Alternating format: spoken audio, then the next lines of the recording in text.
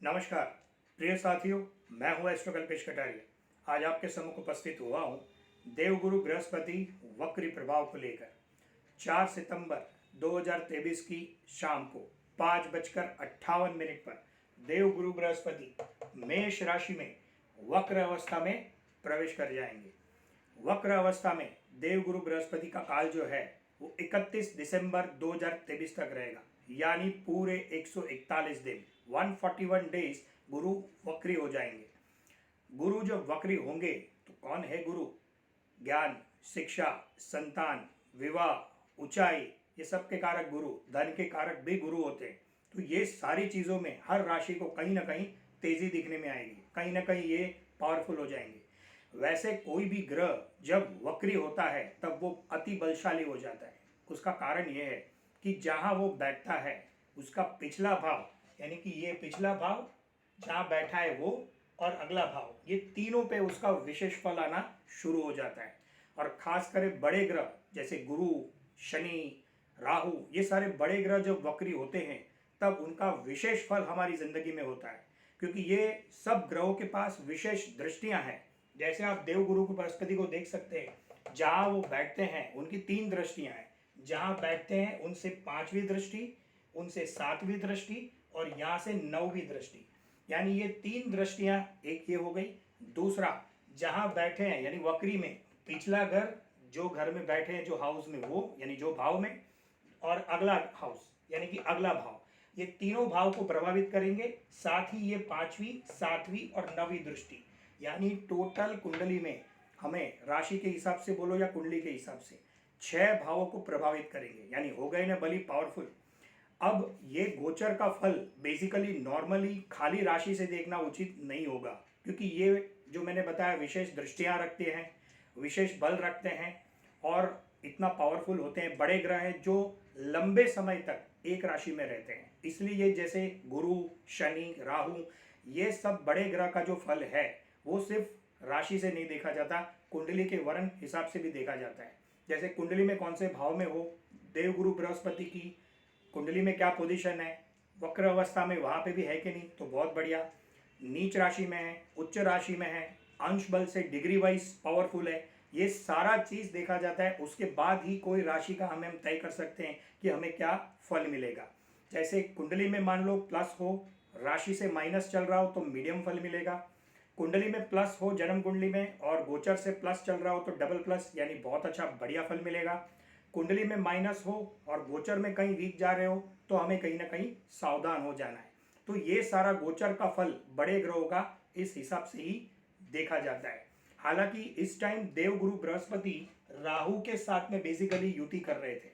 उस राशि में, मेष राशि में राहु भी संचरण कर रहे हैं, तो इस वक्त अब तक वो गुरु और राहु के चांडाल दोष चल रहे थे।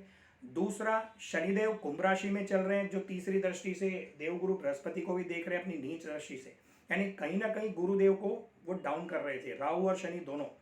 अब हुआ ये कि भाई वक्री हो जाएंगे, जब वक्री हो जाएंगे तो डेफिनेटली वो पावरफुल हो जाएंगे। साथ ही अक्टूबर एंड में राहु भी वहां से निकल जाएगा। राहु बेसिकली मीन राशि में चला जाएगा, तो गुरु राहु चांडाल दोष भी छूट जाएगा और अभी गुरु बलि भी हो गए, यानी अब से आगे के जो टाइम आएगा वो गुरु बलि होके चलेंगे टिल 1 मई, यानी 1 मई 2024 को, जब देवगुरु बृहस्पति वृषभ राशि में जब प्रवेश करेंगे तब तक अब गुरु ब्रवी हो जाएंगे। और ये जो बल अपने मिलेगा गुरु का अपने को, उसमें अपने को संतान, शिक्षा, जो है ऊंचाई के कारक, आज तक हम जो काम नहीं कर सके वो सारे काम अब पार हो जाएंगे। तो ये सारा सिस्टम है। जबकि गुरु जब चेंज होता है तो क्या हमें फल मिलता है और किस तरह राशि के हिसाब से हमें देखना चाहिए, ये मैं पहले भी अपने वीडियोस में बता चुका हूँ और आज भी आपको बता रहा हूँ। तो बेसिकली अब हमें ये फल के हिसाब से, मान लो देवगुरु बृहस्पति हमें कम फल, यानी कि अपनी राशि के हिसाब से अब कम हो रहा है या कुंडली में अपने को बल नहीं है, तो अब गुरुदेव को बलि करने के लिए हमें कुछ उपाय करने होंगे।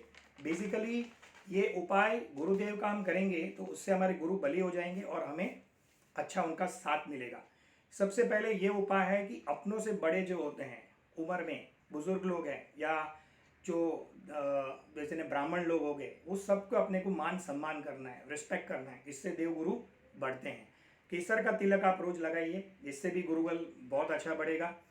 कोई भी बड़ा काम अगर आपने को करना है तो उस हिसाब से हमें देव गुरु बृहस्पति के उपाय जरूर, क्योंकि गुरु भव्यता के कारक है, भव्यता के यानी बड़ा ऊंचाई के कारक हो जाते हैं। तो हर गुरुवार के दिन हमें चना दाल का दान करना है, पीली चीज का दान, जिससे भी गुरु बली होते हैं।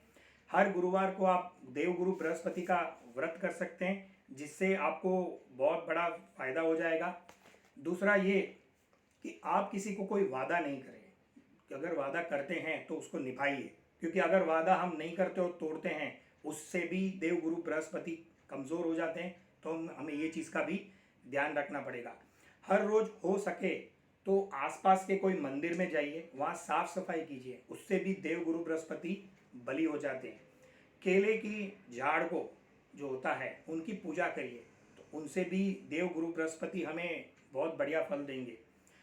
गुरुवार के दिन गाय को चपाती और गुड़ ये खिलाएं, इससे भी देव गुरु बृहस्पति हमें बहुत बली होके फल देते हैं। पंचमुखी रुद्राक्ष नेपाल का जो ओरिजिनल आता है वो लेकर आइए, गुरुवार के दिन पीले धागे में उसे गले में धारण करिए, उससे भी देव गुरु बृहस्पति मजबूत हो जाएंगे।